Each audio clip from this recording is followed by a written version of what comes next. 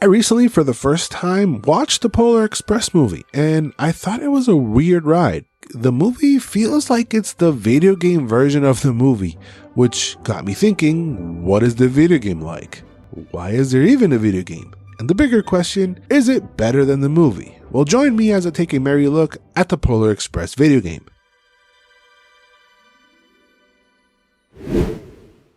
The Polar Express game released alongside the movie in 2004 and is published by THQ and developed by Blue Tongue Entertainment.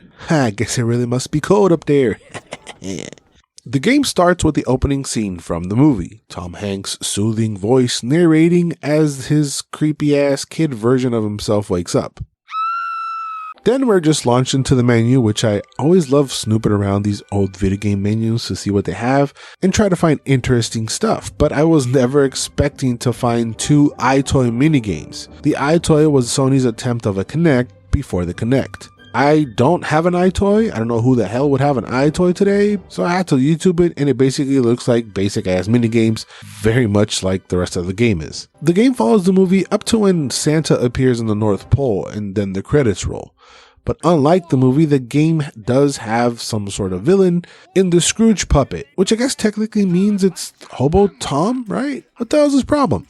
Anyway, the Scrooge puppet is like jealous or something, so he steals all the kids' golden tickets, and now you must help them get it back. And you do this by moving up the train cars and basically doing minigames. You start off by doing painfully simple ones, like just open up Jack in the Boxes, which I would be more incentivized to do so if there was like some munchie meals in there or something. Jack in the Crack. Then you're kicking soccer balls at puppets, playing tennis, sneaking past the chef, catching mice, toy mice, and a few others. The boy actually controls fine. He's a bit stiff, but for a video game movie, it's like not the worst, it's whatever. Graphics aren't gross either. I can tell who is who. I wasn't sure if these were supposed to be clips in her hair or if someone shaved her head. But with it being from Warner Brothers, the graphics kind of reminded me of the first Harry Potter game, which I've played for the channel. You can check out after this one. So there are two collectibles in the game. There are different toy parts that if you complete the toy unlock bonus features. And there are these coins that for every 20 you get a life. Then this leads to Conductor Tom taking the girl on the roof for some reason, I guess for not having a ticket, but why did they went through the roof? I didn't understand that even in the movie. Which has us following them because we do find the ticket. And while up there, we're dodging obstacles and jumping and collecting coins. So we find Hobo Hanks up there, and he suggests that we race down the hill to get to the front of the train easier. Not sure how that works, but okay, Tom. I thought the game was going to use just the movie as cutscenes, but there are actually game cutscenes as well, and Tom Hanks' younger brother does his parts for those. We gotta jump off this here train and take a shortcut. So we get to the engine room where we have to help these two doofuses fix it by giving them the right parts. Then we have to whistle while we work in a rhythm section. After a minute or so, this song was actually kind of going hard. Right, left, right, dig. Right, left, right, dig. After that, we have to head back, so we have to throw some toys, add some more Jack in the Boxes, Oh, hell no. push some boxes so the girl can follow us, and catch some more mice. Or meese, whatever. We get to our seats where Scrooge is all huge and kind of scary for some reason, so we have to take his dusty ass down by hitting him in his old pathetic heart. Sometimes in the game, things don't really respond, like you would go through collectibles and won't actually pick them up.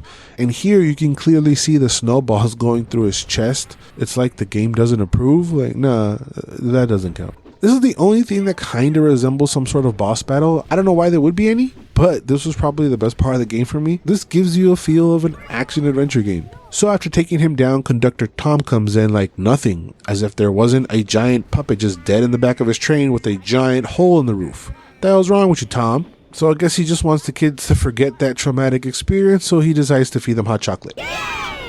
Which has us helping serve some of the hot chocolate in another mind-numbing simple rhythm game. The hot chocolate part happens earlier in the film, like before they even go to the roof, so this really was kind of out of place. After that, we then skip the train on ice bit, which I definitely thought was going to be a part of the game. Instead, they used the runaway cart part. What in the Fast and Furious hell is going on? So we do some dodging on some incoming carts and switch tracks all the way down to a tunnel with a pneumatic. Of course we're taking the pneumatic. It's the only way to get to the square of pi. Which we then ride. You have to get the right color sequences in a row before the time runs out. I actually found the Light 2 part to be kind of creative. but you do have to do it for 6 rounds, with them getting faster and faster each round. And by the last 2, I was a little bit dizzy and I was damn near ready to barf. Oh, hell no. This leads to the poor kid Billy following his present on the conveyor belts, so you have to follow him and pulling levers and changing the conveyor belts, turning on air, stuff like that to change the route. This is supposed to be a puzzle, but it really isn't. You really just go straight until you find a lever, and then you just pull it and you hop back on the conveyor belt and move on to the next lever. After that, you do some platforming, climbing up the gigantic stack of presents. Then the annoying kid just appears and you have to punch him in the face. Nah, I wish though, because that kid. But I just followed them. This Napoleon looking elf needs your help steering the blimp, which for some reason has one big red testicle, and you can't take any damage to the testicle because, you know, that hurts. There's a timer and you have to fly around to the end, dodging other blimps and trains and houses, all the way till you get to the end to the Christmas tree, where they show you the part in the movie where Santa leaves and then the credits roll.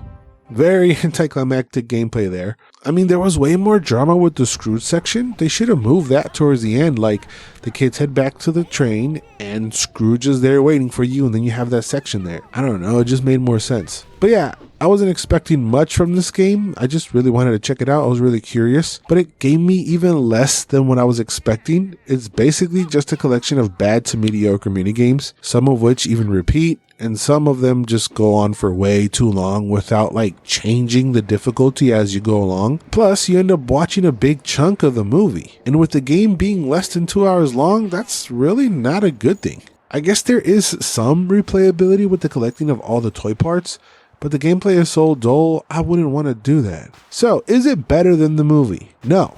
But honestly, I didn't find the movie to be much better. The truth is, this game's absolute ass. If I would have got this as a Christmas present, I would have been so pissed I would have hunted down Santa myself to try to kick his ass. If you paid full price for this game back in the day, I would demand a refund. I was trying to be nice just because it's Christmas, but this game is kind of lazy and doesn't even deserve to exist. I thought that the Metacritic score went hard, but no, it deserves every single of those points. Like, what was even the purpose of this game? I didn't play it, but the Game Boy Advance version of this game looks way better. I should have played that. But I wonder what people with nostalgia think about the game. Let me know your thoughts in the comments down below. Do you like the movie? Have you ever played the game? And what Christmas games do you consider must-plays? Please let me know all your thoughts down in the comments. And while down there, if you can like the video and subscribe to the channel, that'd be great. Thank you guys for watching. Remember to always and forever, you do you.